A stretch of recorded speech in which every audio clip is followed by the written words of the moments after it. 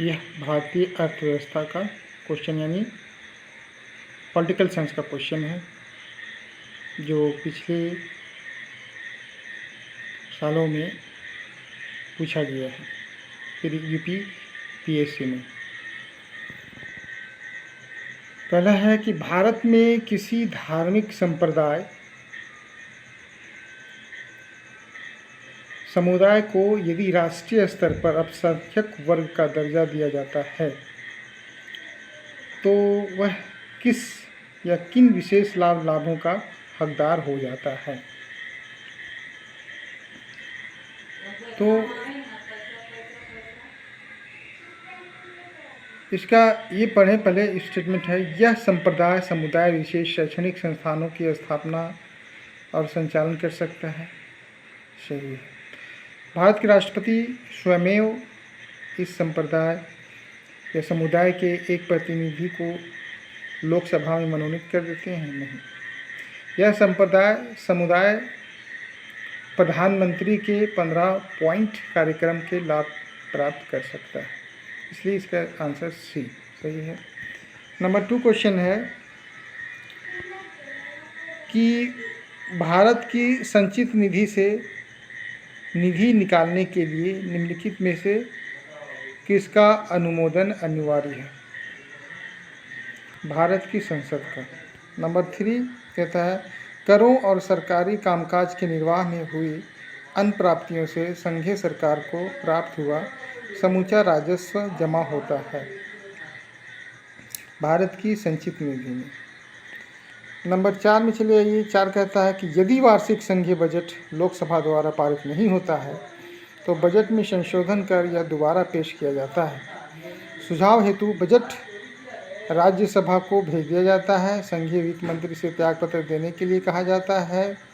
प्रधानमंत्री यदि मंत्री परिषद का त्यागपत्र पेश कर देता है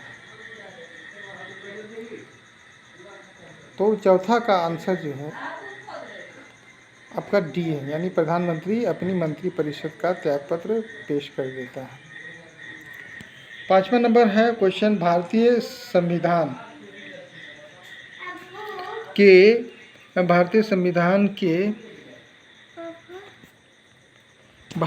संविधान के अंतर्गत निम्नलिखित में से कौन सा मूल कर्तव्य नहीं है? तो 5वां का आपका है ए, लोक चुनावों में मतदान करना। 6ठा कहता है कि भारत के वित्त आयोग के संदर्भ में निम्नलिखित में से कौन सा एक कथन सही है?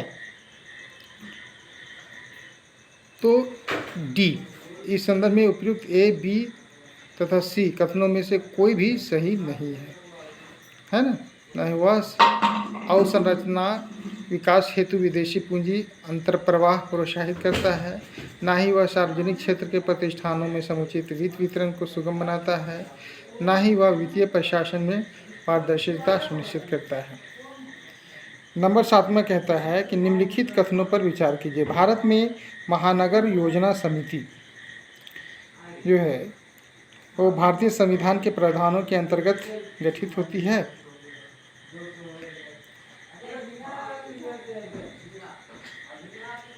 हाँ, उस महानगरीय क्षेत्र के लिए विकास योजना प्रारूप तैयार करती है। हाँ, ये भी सही, 1 और 2 दोनों सही है। उस महानगरीय क्षेत्र में सरकार की परियोजना योजनाओं को लागू करने का पूर्ण दायित्व पूरा करती है? नहीं, तीसरा नहीं, इसलिए इसका आंसर ए हो गया 7वां का। ठीक है, सही। अब 8वां में चले आइए। क्वेश्चन नंबर 8 कहता है कि लेखानुमोदन और अंतरिम बजट के बीच क्या अंतर है? तो इसमें केवल 2 सही है। लेखानुमोदन सरकार के बजट के व्यय पक्ष मात्र से संबद्ध होता है, जबकि अंतरिम बजट में व्यय तथा आवती दोनों सम्मिलित होते हैं।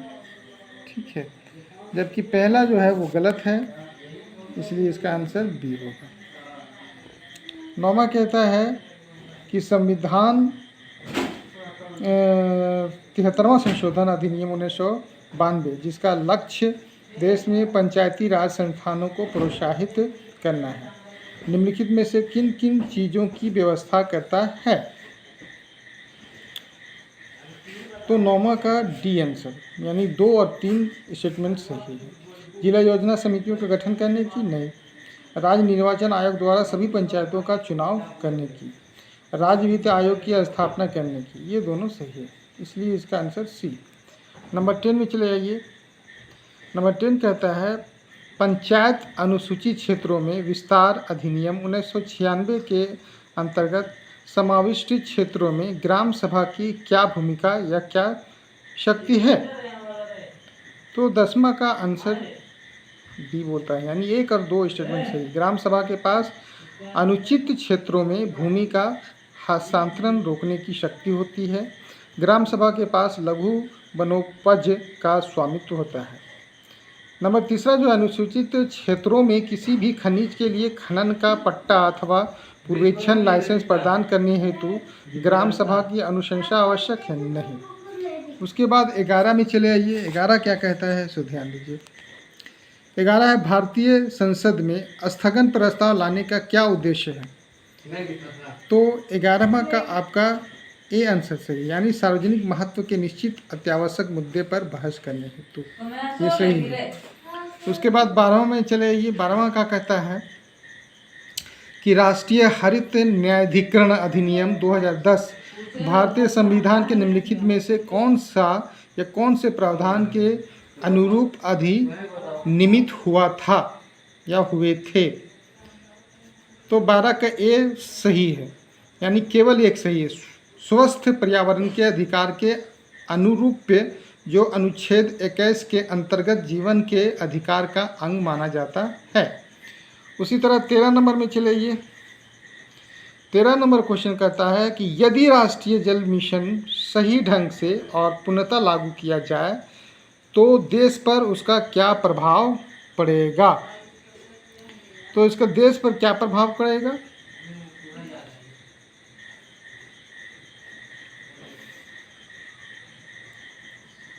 यानी शहरी क्षेत्रों की जल आवश्यकताओं की आंशिक आपूर्ति अपशिष्ट जल के पुनर्चक्रण से हो सकेगी। दूसरा, ऐसे समुद्र तटीय शहर जिनके पास जल के अपर्याप्त वैकल्पिक स्रोत हैं कि जल आवश्यकताओं की आपूर्ति ऐसी समुचित प्रौद्योगिकी व्यवहार में लाकर की जा सकेगी जो समुद्री जल को प्रयोग लायक बना सकेगी। ये दोनों स्टेटमेंट सही है और नंबर 3 और नंबर 4 स्टेटमेंट गलत है। नंबर 14 में चले आइए। नंबर 14 कहता है कि भारतीय संविधान में प्रतिष्ठापित राज्य के नीति के निर्देशक तत्वों के अंतर्गत निम्नलिखित प्रावधानों पर विचार कीजिए। तो पहला स्टेटमेंट है भारतीय नागरिक के लिए समान नागरिक संहिता सुरक्षित करना, नहीं। ग्राम पंचायतों को संगठित करना, सही है। ग्रामीण क्षेत्रों में कुटीर उद्योगों को प्रोत्साहित करना, सही है, जबकि चौथा भी गलत है।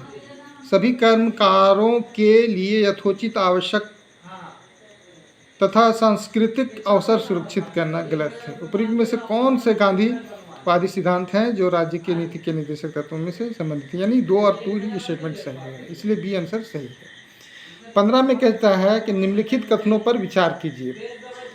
संघ राज्य क्षेत्रों का राज्यसभा में प्रतिनिधित्व नहीं होता।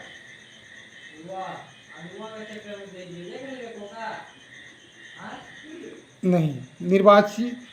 निर्वाचन झगड़ों का निर्णय करना मनुष्य निर्वाचन आयुक्त के अधिकार क्षेत्र में है, नहीं। भारत के संविधान के अनुसार संसद में केवल लोकसभा और राज्यसभा होती है, नहीं। तीनों का तीनों गलत है। 16 में कहता है भारतीय विधान के प्रावधानों के अंतर्गत उपभोक्ताओं के अधिकारों विशेषाधिकारों के संदर्भ में निम्नलिखित में से कौन से या कौन से कथन सही हैं? तो 16 का सी सही, यानी स्टेटमेंट 1 और 3 सही है। स्टेटमेंट 1 क्या कहता है? उपभोक्ताओं को खाद्य की जांच करने के लिए नमूने लेने का अधिकार है, सही है।